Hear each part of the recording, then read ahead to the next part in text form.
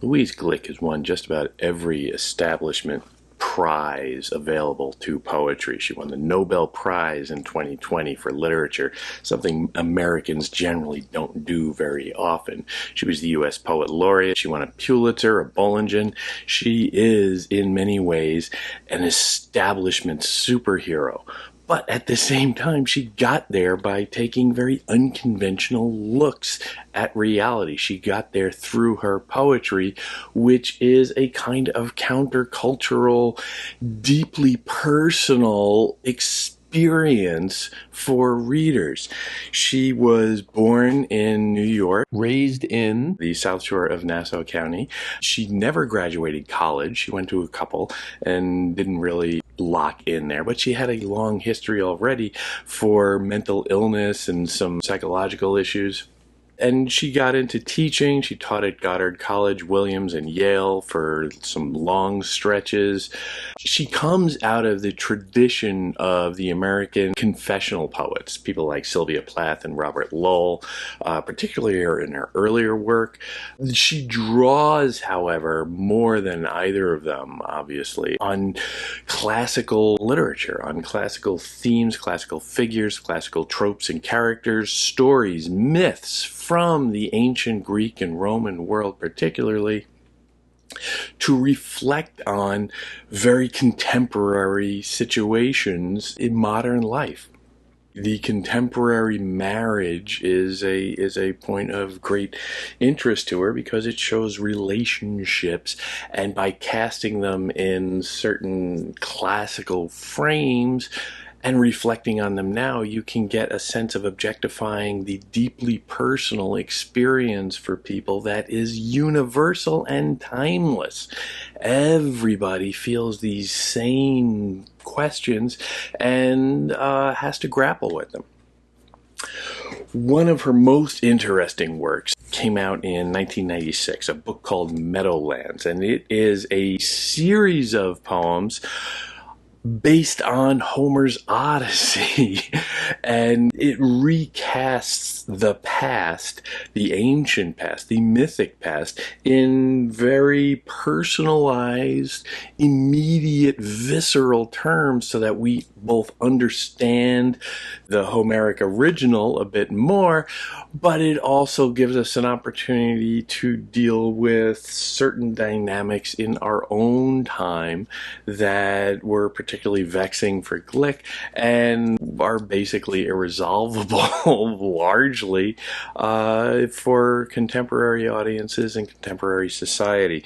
One of the more interesting, one of the more popular and heavily anthologized one is called Circe's Power, which is a retelling of the episode where Odysseus is, well, his men are captured by this witch on an island and turned into pigs, and Odysseus has to come and rescue them. And this is part of the retelling of Odysseus, of his adventures to the Phaeacians when he is trying to win their support. So he tells a story of the man coming in and capturing and subduing the evil woman, the evil female character, this witch who has turned men into pigs.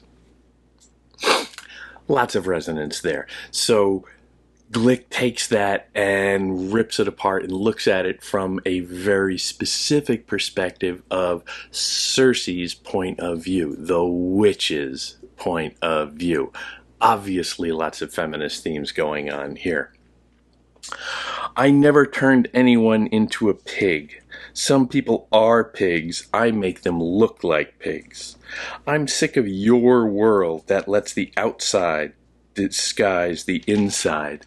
Your men weren't bad men. Undisciplined life did that to them. As pigs, under the care of me and my ladies, they sweetened right up. Then I reversed the spell, showing you my goodness as well as my power. I saw we could be happy here, as men and women are when their needs are simple. In the same breath I foresaw your departure, your men with my help braving the crying and pounding sea. You think a few tears upset me? My friend, every sorceress is a pragmatist at heart. Nobody sees essence who can't face limitation. If I wanted only to hold you, I could hold you prisoner. Obviously a great theme of defiance here. Here, this is Circe defending herself. Circe offering a rationale for her behavior, and a very specific threat in there as well. She is dealing with this idea of, you think you have defeated me, but as a female, she is perhaps always operating from a position of sublimation, a position of subjugation. And so she feels this power within that role.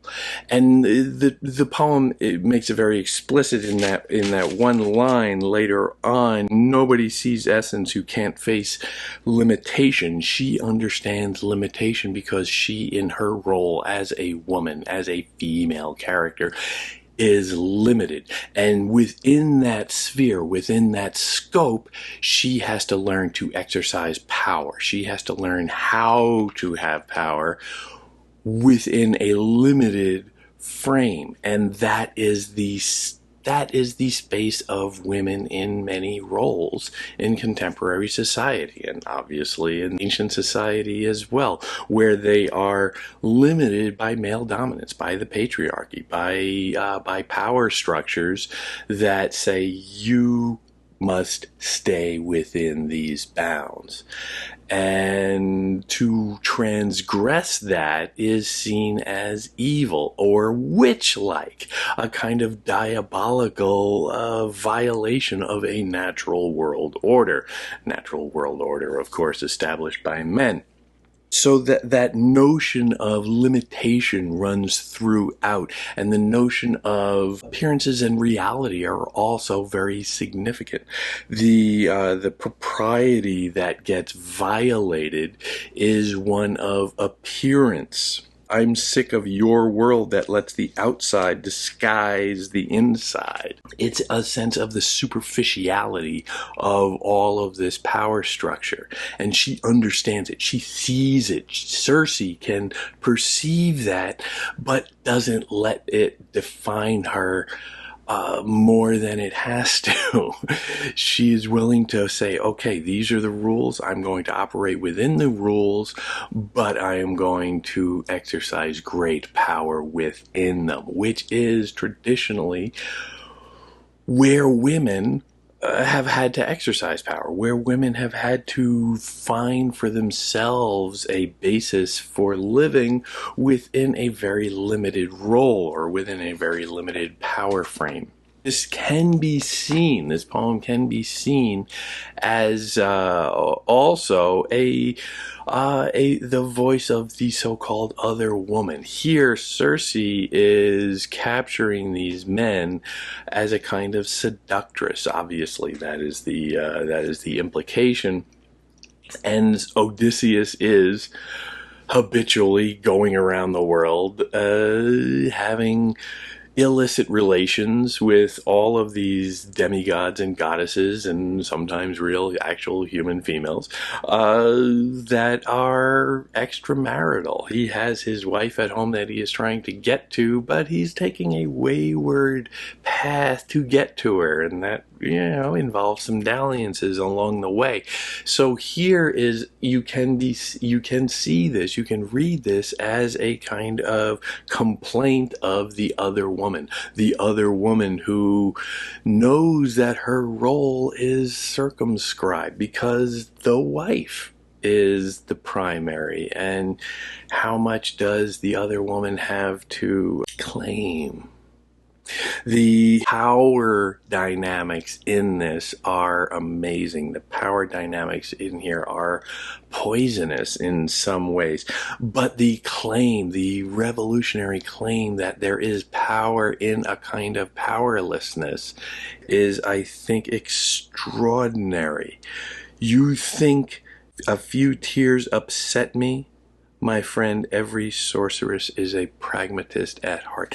Right before the end, the poem really locks in and brings out some of the primary guttural instincts of its message. And that final line of defiance: if I wanted only to hold you, I could hold you prisoner. The threat of lashing out and breaking through the power dynamic and saying, I can do it.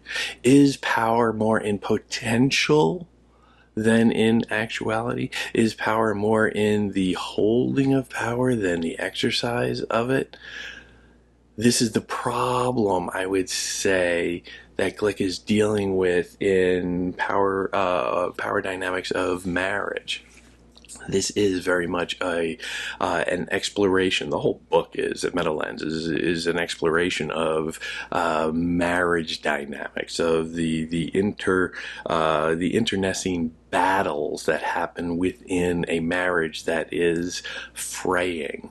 This series of poems comes about while Glick was having some marital problems of her own, so you can read this biographically as her dealing with her own issues in a somewhat objectified form through classical myth.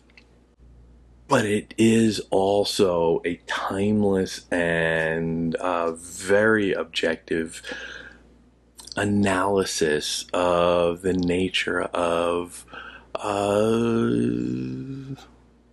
aggression, the nature of monstrosity. Circe is technically, as a witch, a kind of monster. She is one of a series that Odysseus has to deal with. But subjugating her, domesticating her, is it's fraud. How do you place limits on someone who already resents the limits they're under? How do you reinforce those limits when they say that, well, I can break out of them at any time if I so want to? The inside and outside dynamics start to get much more threatening then, because sometimes what is inside can overwhelm the outside.